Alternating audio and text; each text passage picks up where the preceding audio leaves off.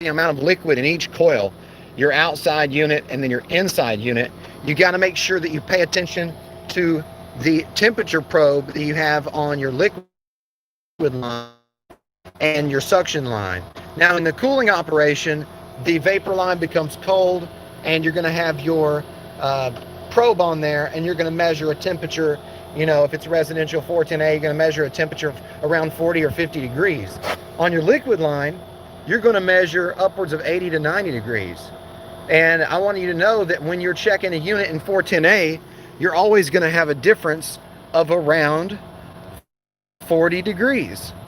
And that's a rule of thumb that you can go by to make sure that you have the right amount of, well, not really liquid, because you need to make sure that you check superheat and subcooling, but just know you have a difference. So I'm checking my liquid line and it's 93 degrees, right? Got my probe on there, it's 93 degrees. And then I come over here and I check my pressure and it's 410A, so we're going by the pink here. And we check the saturation temp. Saturation temp's 103, 104. So 103 minus 93 would be 10 degrees of subcooling. So that's how you check subcooling. You subtract your saturation pressure, okay, on your chart on the gauges, okay, from the liquid line temperature. So see, 93 and 103 is 10 degrees of subcooling. So I know I have the proper amount of liquid in the condenser. In the cooling operation, now I go to the vapor line and I measure that temperature. And you can see it was like 93 and this is like 40. So it's almost a 50 degree split. It's like 45 degree split. So yeah, look at that. 47 and then we had like 93 on the liquid line. So automatically 45, it's at least 45 degrees apart. So there's a big separation of temperature between the suction line and liquid line. If there's not, you have an issue, okay? How do you check superheat, which is amount of liquid in the evaporator? I showed you how to check subcooling, which is amount of liquid in the condenser. But let's see.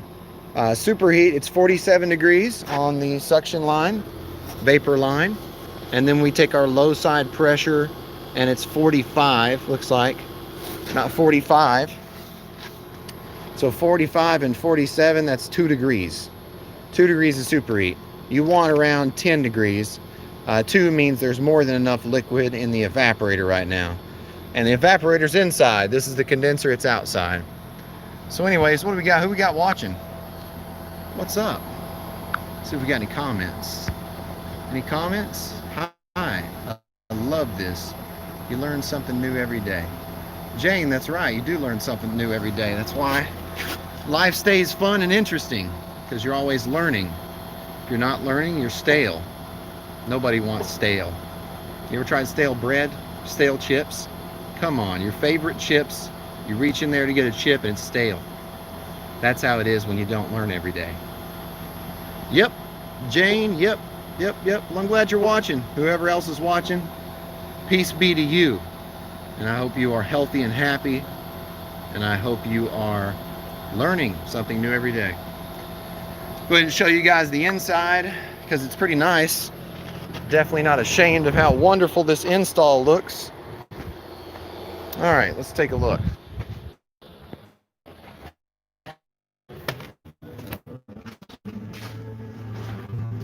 That's the inside part.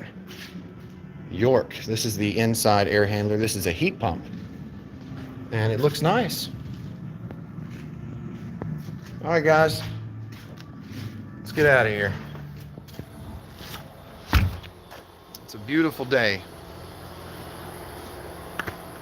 Beautiful day. Peace.